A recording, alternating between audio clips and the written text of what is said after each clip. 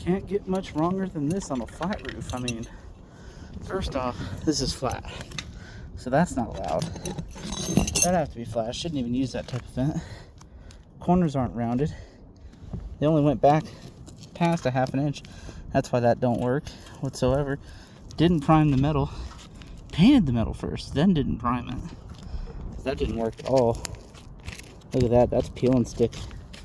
That's peel and stick modified. So what they should have done is prime it, torch it in. Well, honestly, they shouldn't have used that vent to begin with. If they're going to do something this dumb, what they should have done is to torch it into place. Peel and stick ain't going to work on this type of penetration on this low of a slope.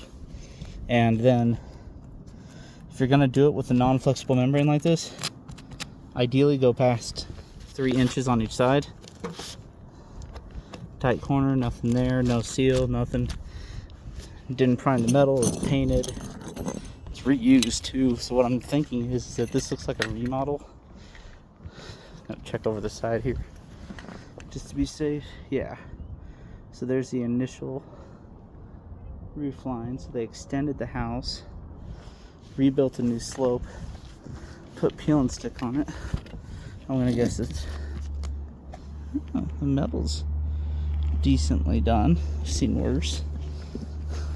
I mean, I've seen better. I've seen better today, but I've seen a hell of a lot worse.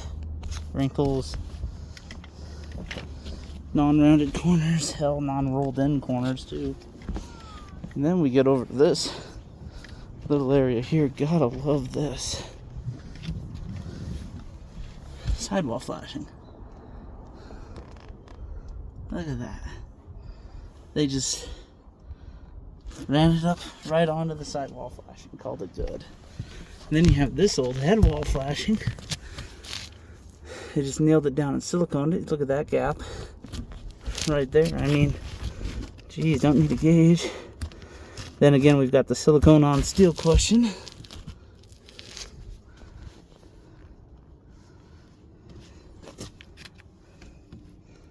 That's not even starter.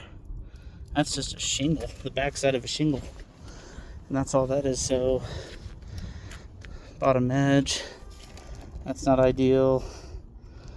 Not real, that's not even starter, and it's put in wrong even if it were. 2 layers of felt, that's nice. Wow. Even for DIY, this is something else.